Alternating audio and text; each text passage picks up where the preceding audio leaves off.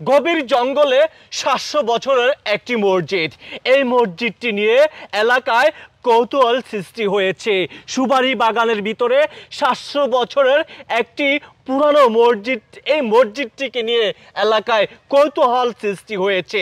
দর্শক, এই মসজিদের ভিতরে কি এমন ঘটনা ঘটেছে যা জানলে আপনারা রীতিমতো চমকিয়ে যাবেন। এই ঘটনা আপনাদের সঙ্গে বর্ণনা করার আগেই আমার শরীরের লোমটি দাঁড়িয়ে যাচ্ছে, দেখতে পাচ্ছেন। এই ঘটনা আপনারা যদি জানেন রীতিমতো চমকিয়ে যাবেন। চলুন আমি আপনাদেরকে একটু ঘটনাটি খুলে বলছি। গভীর জঙ্গলে এমন একটি মসজিদ, এই এলাকাবাসীর এই মসজিদটিকে নিয়ে কৌতূহল সৃষ্টি হয়েছে। দেখতে পাচ্ছেন আশেপাশে সেই গভীর জঙ্গল, সুপারি বাগান। তবে এই মসজিদটিকে আপনাদেরকে যদি আমি একটু দেখাই, এই মসজিদটিতে রয়েছে একটি গম্বুজ। এই মসজিদটির যে গম্বুজটি আপনারা দেখবেন, হয়তো এই গম্বুজটি দেখেই আপনারা চমকিয়ে যাবেন। তবে এই মসজিদটির যে ইট দিয়ে নকশা করা হয়েছে ব্রিটিশ আমলের, সেই নকশাটি আপনাদের দেখাই। 1 ইঞ্চি ইটা দেখতে পাচ্ছেন। এই যে দেখুন, আমি যদি আপনাদেরকে দেখাচ্ছি 1 ইঞ্চি ইটা, কত ছোট্ট ইটা, জাস্ট একটু ইটা। তবে এই মসজিদটি নিয়ে এই এলাকাবাসী এই মসজিদটিকে নিয়ে কৌতূহল সৃষ্টি হয়েছে।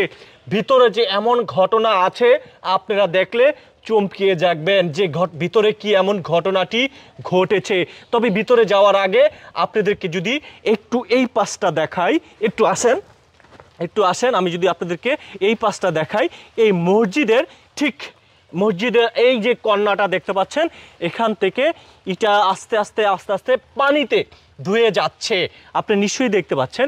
সেই পিছনের যে বাম সাইডের অংশটা, আমার হাতের বাম সাইডের যে অংশটা নিশ্চয়ই আপনারা দেখতে পাচ্ছেন, এই যে বাম সাইডের অংশটা খুবই সুন্দর করে নকশা করেছে। চলুন আমরা ভিতরে একটু যেতে চাই, আসলে আমার খুব ভয় লাগছে। তো একটু আসেন। তারপরও আমি যারা যেখান থেকে এই ভিডিওটি দেখছেন, আমি আপনাদেরকে একটু রিকোয়েস্ট করব, সবাই ভিডিওটি কন্টিনিউ করবেন। এই ঘটনাটি আপনারা শুনলে রীতিমতো চমকে যাবেন। তবে আসেন একটু ঘটনাটা খুলে বলছি। মসজিদের ভিতরে শিকড়টি কিভাবে ঢুকেছে, আসেন আমি ঘটনাটি আপনাদেরকে, বিসমিল্লাহির রহমানির রহিম। আসেন, আমার ক্যামেরাম্যান ভয় পাচ্ছে। তবে এই যে সেই আপনাদেরকে দেখাচ্ছি, এই যে দেখতে পাচ্ছেন সেই মসজিদের যে গম্বুজটি রয়েছে, সেই গম্বুজটি আপনারা দেখতেই পাচ্ছেন। গম্বুজটার দিকে একটু তাকিয়ে থাকুন, যে নিশ্চয়ই আপনি দেখতে পাচ্ছেন যে এই মসজিদের এই যে গম্বুজটি রয়েছে। তবে এই যে এমন একটি মসজিদ দেখে এলাকায় রীতিমতো, মানে এলাকার মানুষের ভিতরে একটু কৌতূহল সৃষ্টি হয়েছে। একটু কাছে আসেন। এই যে আরো গল্প আছে। এখানে মাটি দেখতে পাচ্ছেন, ঠিক আমি আবারও বলছি, এখানে কিন্তু একটি মাছ দেখা যাচ্ছে।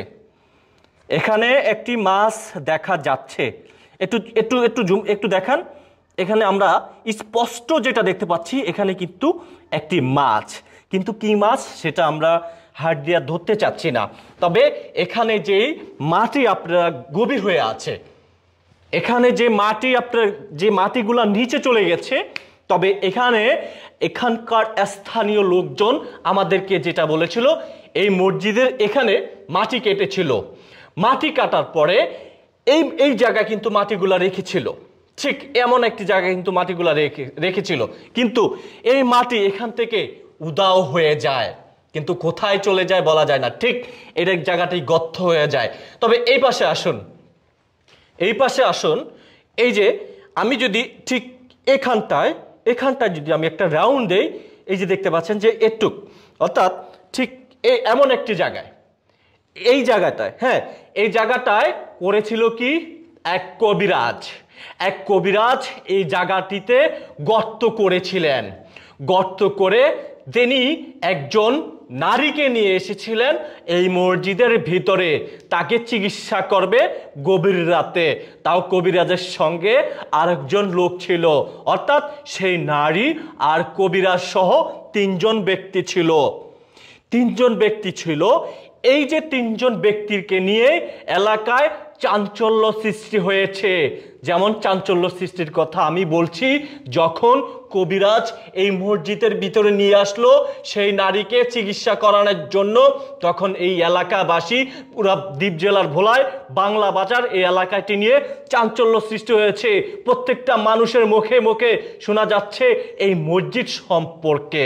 যখন এক পর্যায়ে পুলিশ, র্যাব, সেনাবাহিনী যখন এই যে চতুর্দিক দিয়ে আসেন, যখন চতুর্দিক দিয়ে এই মসজিদের এখানে আসতে থাকেন র্যাব, পুলিশ, সেনাবাহিনী, কারণ এই মসজিদের ভিতরে যেই তিনজন ব্যক্তি ছিল, অর্থাৎ কবিরাজ আর নারী, কবিরাজের সঙ্গে আরেকজন সঙ্গ ছিল, এই তিনজনকে ধরার জন্য র্যাব, পুলিশ পর্যন্ত এই মসজিদের চতুর্দিক দিয়ে চলে আসার পরে ঘটে যায় এক ভিন্ন ধরনের ঘটনা।